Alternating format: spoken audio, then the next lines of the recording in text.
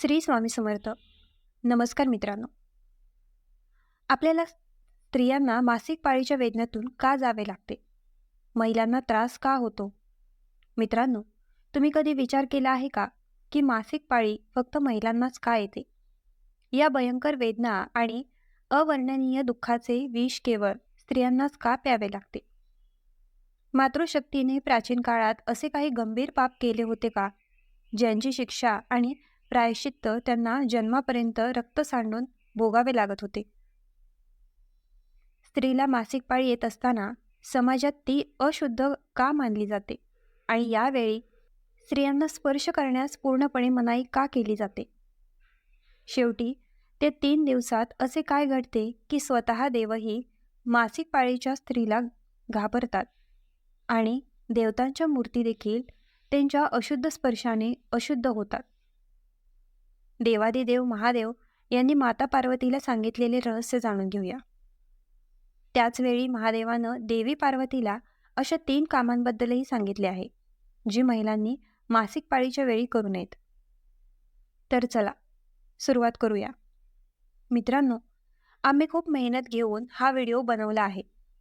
जर तुम्हाला हा व्हिडिओ आवडला असेल तर जरूर पहा. मित्रांनो, एकेकाळी पार्वती मातेने अत्यंत आदराने, प्रेमाने आणि श्रद्धेने महादेवाकडे आपले कमळ डोळे वर करून गोड आवाजात विचारले, हे भगवान त्रिलोकीनाथ, हे करुणा सिंधू, आज माझ्या मनात एक अतिशय गहन आणि रहस्यमय जिज्ञासा निर्माण झाली आहे, ज्याचे निराकरण फक्त तुम्हीच करू शकता. नश्वर जगातील महिलांच्या जीवनात दर महिन्याला येणाऱ्या मासिक पाळीच्या चक्राबद्दल अनेक गैरसमज, विडंबने आणि नियम आहेत. हे महादेव, मला जाणून घ्यायचे आहे की अशा नैसर्गिक अवस्थेत स्त्रीला अशुद्ध का मानले जाते? मासिक पाळीच्या स्त्रीला पूर्णपणे निषिद्ध असलेली 3 मुख्य कार्ये कोणती आहेत आणि या प्रतिबंधामागे कोणते वैश्विक आणि दिव्य रहस्य आहे? कृपया माझ्या शंका दूर करा. हे परमेश्वरा, की नश्वर जगातील स्त्रिया त्यांच्या जीवनातील हे सत्य अज्ञानाच्या अंधारात नव्हे तर ज्ञानाच्या प्रकाशात स्वीकारतील. भगवान आशुतोष यांनी आपल्या सुंदर पत्नीचा हा लोककल्याण आणि लोकहितवादी प्रश्न ऐकला. त्याच्या डोळ्यात अश्रूंचा सागर तरंगत होता. तो अतिशय प्रेमळ आणि उत्साही आवाजात बोलू लागला, हे उमा कल्याणी, तुमचा हा प्रश्न तिन्ही जगातील प्राण्यांसाठी अतिशय शुभ आणि ज्ञानवर्धक आहे. आज मी तुम्हाला स्त्रियांच्या मासिक पाळीच्या मागचे रहस्य सांगेन, जे किल्ल्यांतही खूप मजबूत आहे, जे अनेक देवांना माहीत नाही. त्या स्त्रीला हे रहस्य माहीत असेल, ती मासिक पाळीच्या काळात तिने केलेल्या कोट्यवधी पापांपासून मुक्त होते. हे देवी, मी तुम्हाला सांगणार असलेली कथा अतिशय ज्ञानवर्धक आणि सद्गुणी आहे, म्हणूनच तुम्ही ही कथा काळजीपूर्वक ऐकली पाहिजे. देवी पार्वतीने हात जोडून विनवणी केली, हे प्रभू, कृपया मला ती कथा सांगा. तुमच्याकडून ही कथा ऐकून मला खूप आनंद झाला आहे. त्यानंतर महादेव पार्वती देवीला कथा सांगण्यास सुरुवात करतो. हे पार्वती, ही त्या काळाची कथा आहे जेव्हा स्वर्गाचा स्वामी इंद्र त्यांच्या वैभव आणि सामर्थ्याच्या दरम्यान आंधळा झाला होता. अहंकाराच्या भावनेने त्यांनी दिवसभर चाललेल्या बैठकीत आपल्या सर्वात आदरणीय गुरु बृहस्पती यांचा घोर अपमान केला. गुरु हे ज्ञान आणि बुद्धीचे मूर्त स्वरूप आहे. या अपमानामुळे व्यथित होऊन स्वर्गातील लोकांनी त्याग केला आणि ते अदृश्य झाले. गुरूंच्या जाण्याने आणि त्यांचे आशीर्वाद गमावल्यामुळे देवांची संपूर्ण शक्ती, जोम आणि शक्ती नष्ट झाली. या संधीचा फायदा घेत असुरांनी त्यांच्या सर्व सामर्थ्याने स्वर्गावर आक्रमण केले आणि देवांचा पराभव केला आणि स्वर्गावर त्यांचे वर्चस्व प्रस्थापित केले. निराधार, पराभूत आणि व्यथित होऊन त्याच्या जीवाचे रक्षण करत इंद्राने निर्माणकर्ता भगवान ब्रह्माकडे धाव घेतली आणि त्याच्याकडे मदतीची याचना केली. परिस्थितीचे गांभीर्य लक्षात घेऊन ब्रह्माने इंद्राला एका महान ब्रह्मज्ञानीची निस्वार्थ सेवा करण्याचे आणि त्याच्या मार्गदर्शनाखाली त्याला त्याचे गुरु बनवून त्याची शक्ती परत मिळवण्याचे आदेश दिले. ब्रह्मदेवाच्या सांगण्यावरून देवराज इंद्राने विश्वूप नावाच्या, ज्याला वृत्रासूर असेही म्हणतात, एका अतिशय महान आणि तपस्वी ब्रह्मज्ञानींना आपले गुरु म्हणून स्वीकारले आणि एका सामान्य शिष्याप्रमाणे विश्वासूपणे त्याची सेवा करण्यास सुरुवात केली. पण नियतीचा खेळ खूप विचित्र आणि क्रूर आहे. त्याची आई एक असुर मुलगी होती, ज्यामुळे विश्वपांच्या हृदयाच्या एका कोपऱ्यात असुरांबद्दलही अपार प्रेम आणि सहानुभूती होती. जेव्हा ते देवांच्या कल्याणासाठी यज्ञ करतात, तेव्हा यज्ञ अर्पण करताना त्यांनी त्यांच्या मंत्रांद्वारे गुप्तपणे यज्ञाचा काही भाग असुरांना अर्पण केला. परिणामी देवांबरोबर असुरही बळकट होत होते. जेव्हा देवराज इंद्राला त्याच्या स्वतःच्या गुरूंच्या या भयंकर विश्वासघाताची जाणीव झाली, तेव्हा त्याचा राग भडकलेल्या अग्नीसारखा भडकला. रागाच्या आणि सुडाच्या आगीत जळत असताना इंद्राचा विवेक शून्य झाला आणि त्याने गुरु विश्वपाच्या 3 डोक्यांना त्याच्या वज्राने धडापासून वेगळे केले. पण तो सामान्य माणूस नव्हता, ते ब्राह्मण होते. म्हणून त्यांची निर्गुणपणे हत्या होताच ब्रह्महत्यांचे सर्वात अपमानास्पद आणि विध्वंसक पाप देवराज इंद्रावर आले. अरे भवानी, ब्रह्मदेवाची हत्या ही काही सामान्य नकारात्मक ऊर्जा नव्हती. तिने लगेच एका अत्यंत नग्न आणि दयनीय स्त्रीचे रूप धारण केले. तिचे केस अग्नीसारखे लाल होते, त्याचे कपडे निळे होते, त्याच्या तोंडातून सतत ताजे रक्त वाहत होते. होय, त्रिलोकीनाथ, कोणती आपत्ती येणार आहे? माझ्या मुलाने माझ्या स्वतःच्या श्राद्धासाठी अनेक धर्मनिष्ठ ब्राह्मणांना आमंत्रित केले आहे. जर त्या निष्पाप ब्राह्मणांनी ही विषारी खीर खाल्ली तर ते सर्व लगेच मरतील. माझा निष्पाप मुलगा सुविभूषण एकाच वेळी ब्रह्मदेवाच्या शेकडो हत्यांचे मोठे पाप भोगेल आणि त्यांचे संपूर्ण आयुष्य त्याच्या कुटुंबाला आणि त्याच्या मरणोत्तर जीवनाला गमावावे लागेल. मला कोणत्याही परिस्थितीत माझ्या मुलाचे रक्षण करायचे आहे. आपल्या मुलाच्या प्रेमामुळे आणि स्वतःच्या जीवाची चिंता न करता कुत्रीने उडी मारली आणि तिचे तोंड खीरच्या भांड्यात टाकले, जेणेकरून खीर खोटी होईल आणि कोणताही ब्राह्मण ती स्वीकारणार नाही.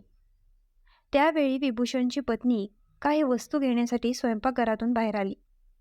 जेव्हा त्याने पाहिले की एका अस्वच्छ, कुष्ठरोगी आणि अस्पृश्य कुत्रीने ब्राह्मण आणि कुलगुरूंसाठी असलेली सर्वात पवित्र खीर खोटी केली आहे, तेव्हा त्याचा राग 7व्या स्वर्गात पोचला.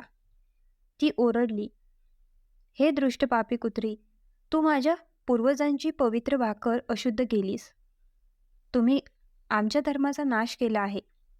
रागाच्या भरात आंधळ्या सुनाने जवळच्या जळत्या स्टोव्हमधून एक जाड जळणारे लाकूड बाहेर काढले आणि असहाय्य कुत्रीच्या कमरेवर एकापाठोपाठ एक जोरदार वार केले.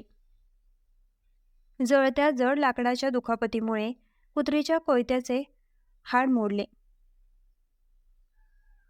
त्याच्या पाठीची त्वचा मोठ्या प्रमाणात जळाली होती आणि असह्य वेदनेने ओरडत तो अंगणाबाहेर रक्ताच्या थारोळ्यात एका गलिच्छ नाल्यात पडला.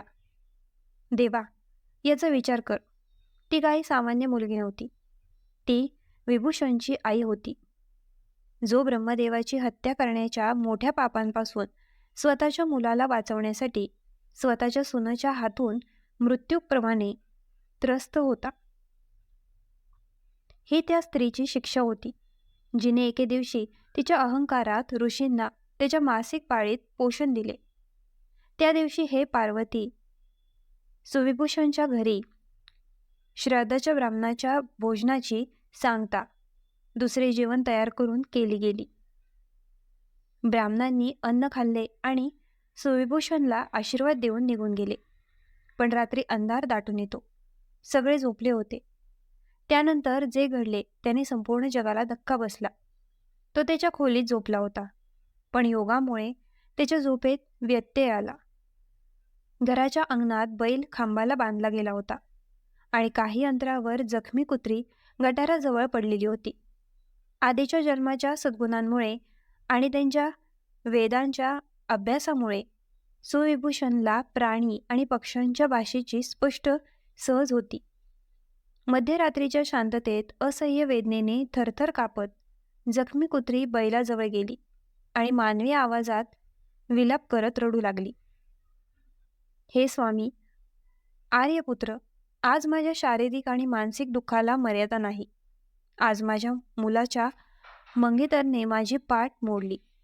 मला जळत्या लाकडांनी निर्दयीपणे मारहाण करण्यात आली. हे परमेश्वरा, मला फक्त माझा मुलगा सुविभूषण याला त्या विषारी खीरची खोटी माहिती देऊन ब्रह्मदेवाची हत्या करण्याच्या मोठ्या पापापासून वाचवायचे होते. मी अन्न खाल्ले नाही. आज आमच्या श्राद्धाचा पवित्र दिवस होता. आमच्या घरात 56 भोग होते. ब्राह्मणांनी अन्न खाल्ले, पण ज्या आईसाठी हे सर्व घडत होते तिला भाकरीचा एक तुकडा देखील मिळाला नाही.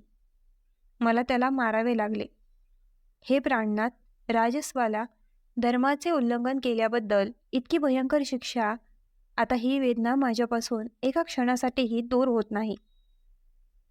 आपल्या पत्नीचे हे हृदयद्रावक आणि दयनीय रडणे ऐकून म्हातारा बैल देखील त्याच्या डोळ्यातून अश्रू ढाळत म्हणाला, भाऊ सुशीला, मासिक पाळीच्या वेळी तुला स्पर्श करणे, तुझ्याबरोबर अन्न वाटून घेणे आणि तुझ्या हातांनी शिजवलेले दूषित अन्न खाणे, यामुळे आज मी या बैलाच्या योनीमध्ये हा नरक भोगत आहे. तुला पाहिल्यावर माझे मन सुन्न होते. आज माझा स्वतःचा मुलगा सुविभूषण याने सूर्योदयापासून सूर्यास्तापर्यंत कठीण जमिनीवर जड नांगरात मला घेऊन जात असताना माझ्या खांद्यांवर कातडी घातली आहे. त्यातून रक्तस्राव होत होता. आणि म्हणूनच आज आमच्या स्वतःच्या श्राद्ध दिवशी जेव्हा घरात इतके अन्न होते, माझ्या मुलाने मला मुठभर चारा किंवा थंड पाण्याचा एक थेंब दिला नाही. आपण आपल्या प्रिय पुत्राच्या हातून आपल्या स्वतःच्या घरात आपल्या मृत्यूची वाट पाहत आहोत. उमा शयनगृहाच्या खुल्या खिडकीवर उभा असलेले सुविभूषण त्याच्या पालकांचे हे शांत आणि हृदयद्रावक संभाषण ऐकत होता. जेव्हा त्याने हे भयानक सत्य ऐकले की ते 2 घाणेरडे प्राणी नसून त्याचे प्रिय पूज्य पालक होते, ज्यांच्यासाठी तो आज इतका मोठा श्राद्ध करत होता, तेव्हा त्याच्या पायाखालून पृथ्वी निसटली. त्याच्या मनात अस्वस्थता होती. पार्वतीला सत्य कळताच सुविभूषणची छाती फुटली. त्यांचे सर्व ज्ञान विज्ञानावर आधारित होते. तिने आरडाओरडा केला आणि तिच्या खोलीतून बाहेर पडली. रात्रीच्या दाट अंधारात तो थेट त्या अस्वच्छ कुत्रीच्या आणि जखमी बैलाच्या पायावर पडला. त्याचे डोके जमिनीवर आपटले आणि तो रडायला लागला. अरे हो, माझ्या आयुष्यात शाप द्या. होय, वेदांविषयीचे माझे ज्ञान वाईट आहे. माझ्या बाबांनो, हे माझ्यासोबत कसे घडले?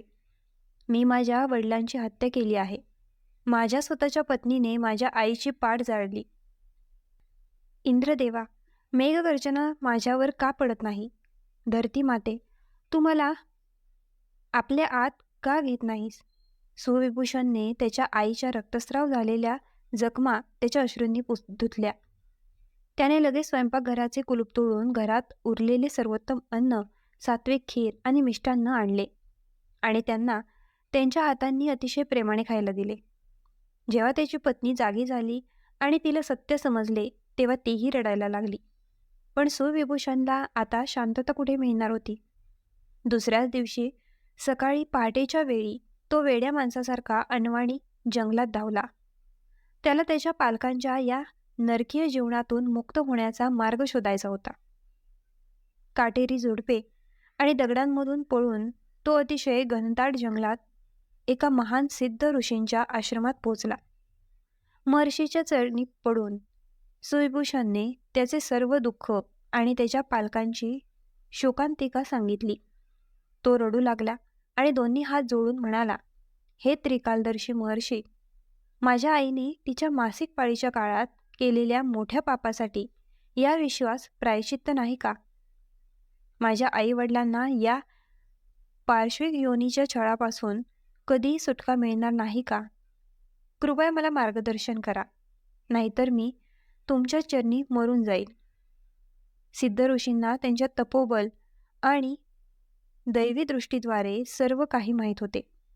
त्याने सुविभूषणाच्या डोक्यावर हात ठेवला आणि त्याला सांत्वन देत म्हणाला, माझ्या मुला, शांत रहा. तुमच्या आईने तिच्या मासिक पाळीच्या काळात अहंकाराने 3 निर्बंधांचे उल्लंघन केले होते. हा अत्यंत घृणास्पद गुन्हा आहे. पण सनातन धर्म खूप दयाळू आहे. प्रत्येक चूक आणि प्रत्येक पापासाठी प्रायश्चित्त आहे. महर्षींनी अत्यंत पवित्र आणि मोक्षदायी उपचाराचे रहस्य उघड केले.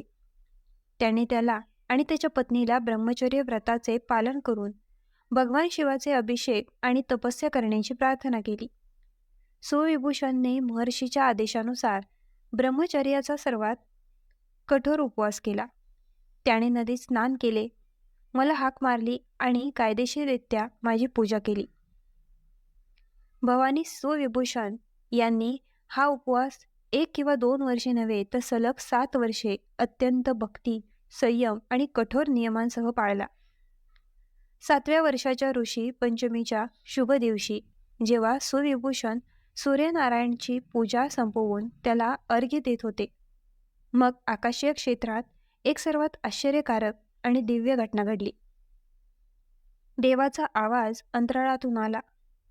मुली नाचू लागल्या. देवराज इंद्राच्या आदेशानुसार एक अत्यंत दिव्य, तेजस्वी आणि सोनेरी पुष्पक विमान आकाशातून अतिवेगाने सुविभूषणाच्या अंगणात उतरले. त्या क्षणी कुष्ठरोगी कुत्री आणि वृद्ध अशक्त बैल यांचे दैवी दीपस्तंभात रूपांतर झाले. त्या तेजस्वी प्रकाशातून सुमित्र आणि सुशीला त्यांच्या सर्वात तेजस्वी दैवी आणि तारुण्यपूर्ण रूपात प्रकट झाल्या. त्यांचे कपडे दैवी रेशमाचे होते. त्यांच्या डोक्यावर मुकुट आणि गळ्यात कधीही न सुकणाऱ्या परिजात फुलांच्या माळा होत्या. अश्रू ढाळणाऱ्या डोळ्यांनी त्याने आपल्या योग्य पुत्र सुविभूषणला हृदयात मिठी मारली आणि जोरदार आवाजात म्हणाला, हे पुत्र, तू केलेले या शपथेच्या अमर्याद आणि अतुलनीय सद्गुणांमुळे आमच्या सर्व भयंकर पापांचा नाश झाला आहे. तुम्ही आम्हाला या भयानक नरकातून वाचवले. तुमचे आयुष्य आनंदी राहील. तुम्ही पुत्रधर्माचे महत्त्व सिद्ध केले आहे. तर मित्रांनो, आजचा हा व्हिडिओ तुम्हाला कसा वाटला आम्हाला कमेंट करून नक्की सांगा. आणि आपल्या ग्लो मराठी चॅनलला लाईक, शेअर, सबस्क्राईब आणि हाईप करायला विसरू नका.